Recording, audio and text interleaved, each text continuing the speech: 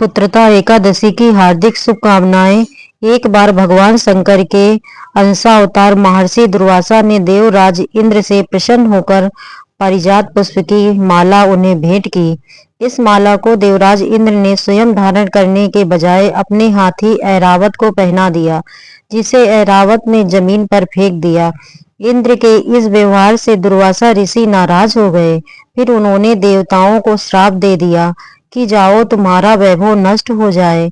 उनके इस श्राप के प्रभाव से लक्ष्मी समुद्र में लुप्त हो गई, जिससे दुखी होकर इंद्र सहित सभी देवता इसका समाधान प्राप्त करने के लिए भगवान श्री विष्णु जी के पास गए। तब भगवान श्री विष्णु ने उन्हें सलाह दी कि क्षीर सागर में जाकर समुद्र मंथन करो, इससे अमृत की प्राप्ति होगी। इस अमृत से देवताओं की शक्ति वापस आ जाएगी और इस कार्य को संपन्न करने के लिए मंदराचल पर्वत को मथानी की तरह और वासु की नाक को रस्सी की तरह उपयोग सलाह भी दी। अब इस कार्य के लिए तैयारियां होने लगी और इस कार्य के लिए असुरों का भी सहयोग लिया गया। देवताओं ने असुरों को लालच दिया कि इससे प्राप्त अमृत से हम सभी का जीवन अमर हो जाएगा, जिससे लोभ में सहयोग दिया। समुद्र मंथन के क्रम में जब मंदराचल पर्वत को समुद्र में डालकर मथनी की तरह उपयोग में लाया जाने लगा, तब मंदराचल के नीचे कोई आधार न होने के कारण वह समुद्र में डूबने लगा। अब मंदराचल को आधार प्रदान करने के लिए भगवान श्री विष्णु ने विशाल कर्म अर्थात एक विशाल कच्छप यानी कछुए के रूप में अवतार धारण किया। पूर्ण रूप धारण कर भगवान विष्णु मंदराचल के नीचे स्थित हो गए। फिर समुद्र मंथन द्वारा और इस समुद्र मंथन से श्री लक्ष्मी और अमृत सहित 14 अन्य रत्नों की भी प्राप्ति हुई, जिससे देवताओं का वैभव पहले की तरह स्थापित हो गया। भगवान विष्णु द्वारा कच्छप अवतार धारण करने के उपलक्ष्य में ही लोक में एकादशी के उपवास की परंपरा प्रचलित हुई और ऐसा भी कहा जाता है कि जिस समय भगवान विष्णु ने कच्छप का रूप धारण किया था और उनकी पीठ पर मंदराचल पर्वत मथनी की तरह घूम रहा था, उस समय मंदराचल की चट्टानों की नोक से पीठ के खुजाए जाने के कारण भगवान को अच्छा लगने लगा। इससे उन्हें नींद आने लगी और उनके श्वास की गति बढ़ गई। उस श्वास वायु से समुद्र के जल में तरंगे उत्पन्न होने लगी। इसी के कारण समुद्र में ज्वार भाटों की उत्पत्ति हुई।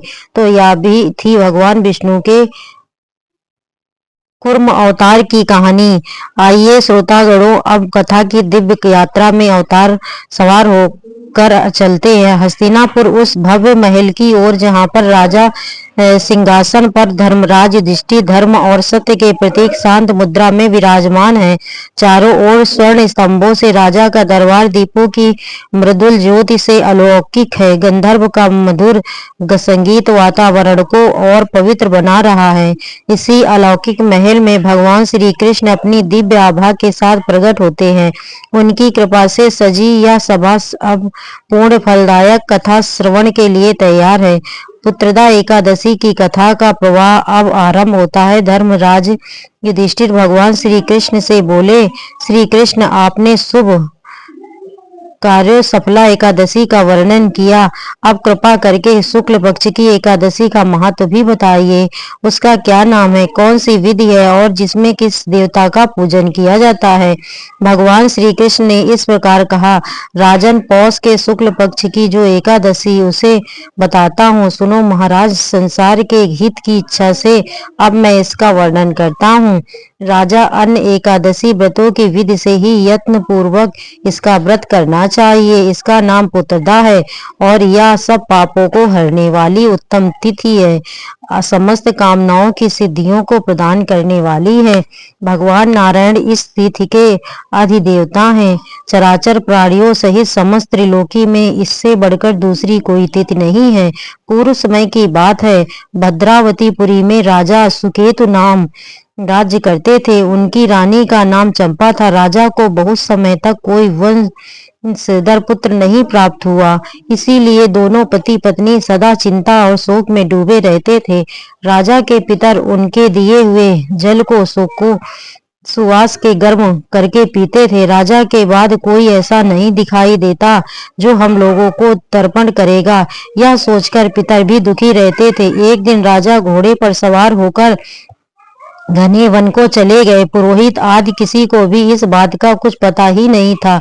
मृग और पक्षियों से सेवित उस सघन वन में राजा भ्रमण करने लगे। मार्ग में कहीं सियार की बोली सुनाई पड़ी थी तो कहीं उल्लू की, जहाँ रीछ और मृग भी दिखाई दे रहे थे। इस तरह घूम घूम कर राजा वन की शोभा को देख रहे थे। इतने ही में दोपहर हो गई। राजा को भूख प्यास सताने लगी। अब वे जल की खोज में इधर उधर दौड़ने लगे।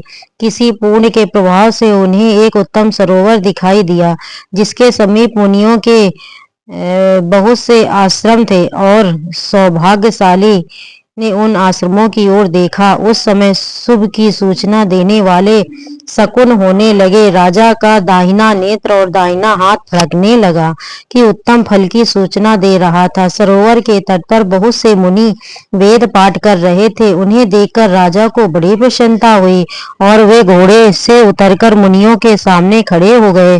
फिर अलग अलग उन सब की वंदना करने लगे। वे मुनि तप व्रत का पालन करने वाले थे। तब मुनि बोले, राजन, हम लोग तुम पर प्रसन्न हैं।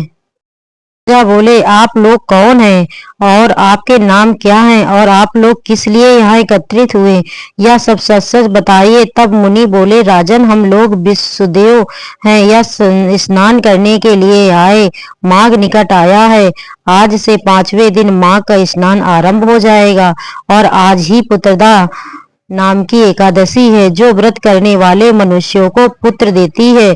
तब राजा ने हाथ जोड़कर कहा, विश्व देवगण, यदि आप लोग मुझ पर प्रसन्न हैं तो मुझे भी पुत्र दीजिए।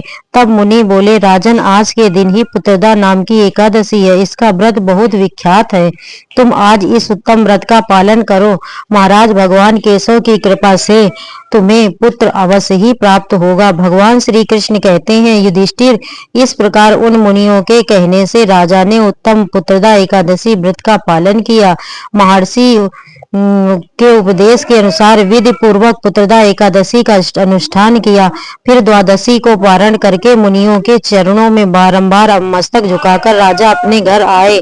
इसके कुछ ही समय बाद रानी ने गर्भ धारण किया। प्रसव काल आने पर पूर्ण कर्म राजा को अत्यंत तेजस्वी पुत्र रत्न की प्राप्ति, जिसने अपने गुणों से अपने पिता को संतुष्ट कर दिया। वह प्रजा का पालक हुआ। भगवान श्री कृष्ण युधिष्ठिर महाराज से कहते हैं, इसलिए राजा, पुत्रदा का उत्तम व्रत अवश्य करना चाहिए। मैंने लोगों के हित की इच्छा से तुम्हारे सामने इसका वर्णन किया। जो मनुष्य एकाग्रचित होकर पुत्रदा का व्रत करते हैं, वे इस लोक में पुत्र पाकर मृत्यु के पश्चात स्वर्गगामी होते हैं। और इस महात्म को पढ़ने और सुनने से अग्नि यज्ञ का फल, करोड़ों अग्नि यज्ञ का फल मिलता है। पुत्रदा एकादशी व्रत कथा समाप्त। बोलिए प्रेम से श्री नारायण लक्ष्मी भगवान की जय, श्री कृष्ण भगवान की जय।